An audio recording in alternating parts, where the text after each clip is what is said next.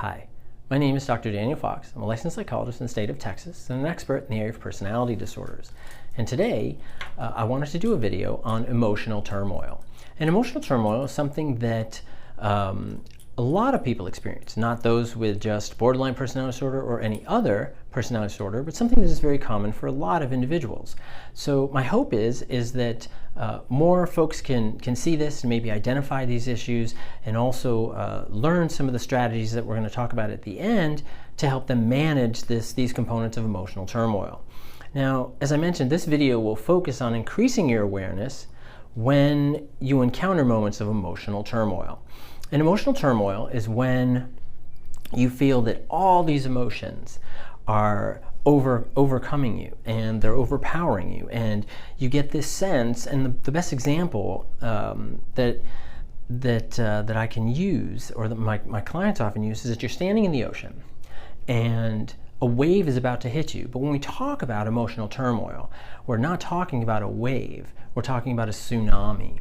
And it hits you and so powerful and so immense that you just feel like you can't get from under it, and you feel stuck and trapped and overwhelmed and powerless.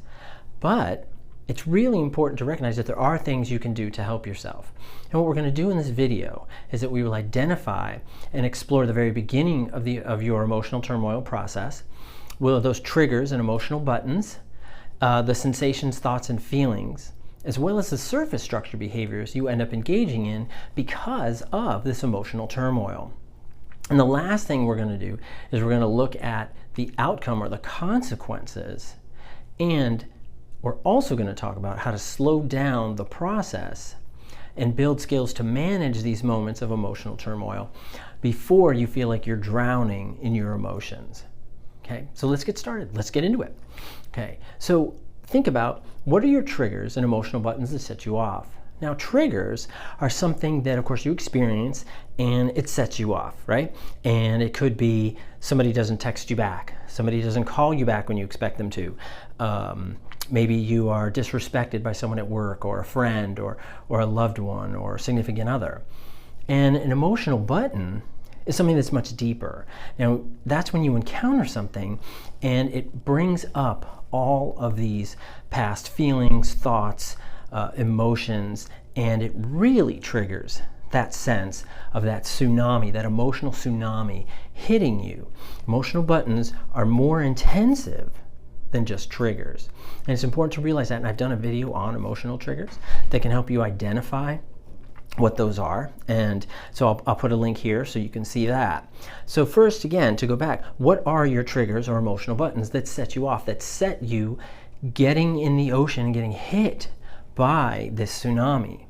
And what happens is, once you're hit by that emotional tsunami, that emotional turmoil, so what are your physical sensations? Now take a moment and think of, okay, when I am emotionally overwhelmed, I feel your physical sensations are clenched jaws and fists are very common, headaches, stomach aches, dizziness, and that's just to name a few off the top of my head. So what are yours? So let's think about that. What are your physical sensations when your triggers and emotional buttons are hit? Now also, what are your mental experiences? Now that is your fear, your anger, your loneliness, your confusion. Is it sadness? Sometimes people get real hyped up. Sometimes their view becomes very provincial, becomes very narrowed. Okay? And when it narrows, it's really hard to see other alternatives. So again, you have that emotional tsunami, you're in that emotional turmoil, and instead of your view being expansive, which could include other options, becomes very narrow, and you feel like, I'm drowning, I'll always be drowning, and so on and so forth, which we'll talk a little bit more about that in just a second. Or is it anxiety? For some folks, it's this sense of anxiety. So what are your mental sensations that you experience? What are your physical and what are your mental sensations right after your trigger? Okay. Now, once you have that, well, then what we want to do is we want to explain the sensations, thoughts, and feelings as it increases in intensity. So if it goes from, and it really feels like this, it may feel like it goes really fast, but it goes from mild to moderate to severe, and for some, it goes even further to include extreme. So what are your sensations? How can you monitor, okay, this is a mild one, a moderate one, a severe one, or an extreme one? And I want you to be careful on saying, well, they're all extreme, because we want to be able to distinguish different ones at different times, and the experience that you have of these different sensations, of these different experiences, of having, of being in the process of that emotional turmoil.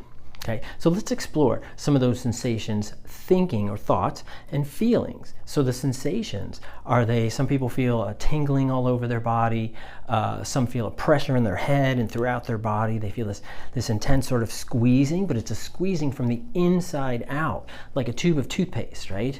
And you're squeezing that toothpaste and all that pressure is just building inside. So the cap is on the toothpaste and it's just building and building and building, okay? What about some of the thoughts? So some think about harming themselves, some think about harming others, some think about that they're trapped and they're stuck in this and that they're unable to be saved, okay?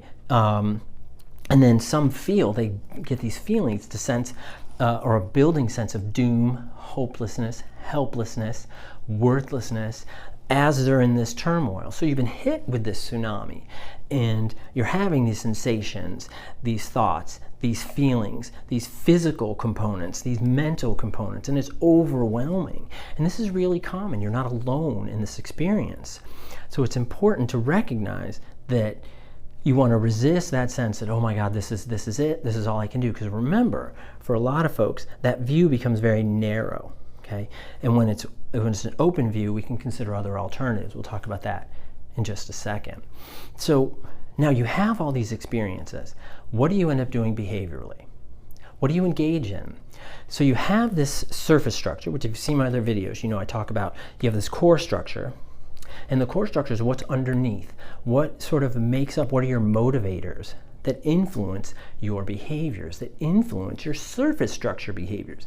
That's your behavioral expression in order to manage those thoughts, feelings, memories, fears, those other components. And to bring it relevant to this video, that your emotional turmoil is the confusion between your core content and your surface content. So it's what's in here, it's that emotional turmoil, that emotional tsunami, okay? So what do you end up doing behaviorally? Again, some people, they don't only think, as we mentioned just a moment ago, think about cutting themselves, hurting themselves, but they act on it. Or they may lash out verbally or physically or whatever it may be. So take a moment, think, what behaviorally are you engaging in that is, you're trying to control this emotional turmoil, and you're trying to manage these emotions by just getting it out. It's that toothpaste, right? You're squeezing that toothpaste, and then you take the top off and it all just, so what is that?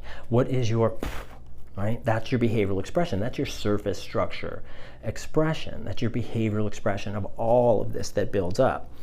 Now, a key component is to ask yourself, do you act outwardly or inwardly? Now, if you act outwardly, that is harming others, that is doing things that pull other people into your interpersonal circle, into this emotional tsunami, pulling people into the water with you. Or is it internal? And that's when you may do things to harm yourself. That's when you may say things about yourself, demeaning things, cruel things to yourself that maybe you heard in the past that may be related to some of that core content. Okay, so is it inward or is it outward? And then lastly, let's think about, what are those consequences? What are the short-term consequences and the long-term consequences of behaviorally acting out when you're in that sense of emotional turmoil? What is that? Typically, they're negative consequences. But what we want to talk about is using adaptive consequences. Well, not consequences, but outcome. Outcome is better, right? So more adaptive outcome, more adaptive patterns, as opposed to falling into maladaptive patterns that have a higher probability of negative outcomes, okay? So think about that. What are your outcomes? What are your consequences? And what adaptive behaviors can you use? So what can you do? Well, With a lot of my clients, I work with a lot of folks that have borderline personality disorder, narcissistic personality disorder, and other types of mental health concerns who experience this. So what can you do about it? I think the key is to recognize those triggers. Go all the way back to the beginning of the video. What are the triggers? What are the emotional buttons? Identify what those are. Write them down. Write them in your phone. Write them on a piece of paper. Get them out of you and write them down so you can see them. And that really helps. It helps to clearly see them. You can identify them and work out these steps. Think about first, what are your triggers, right? What are your emotional buttons?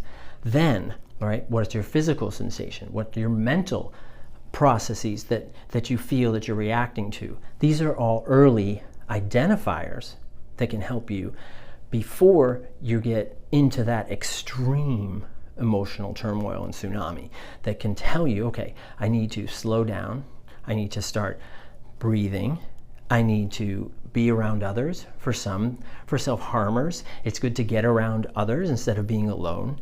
If you have a tendency to disassociate, try and engage in some mindfulness.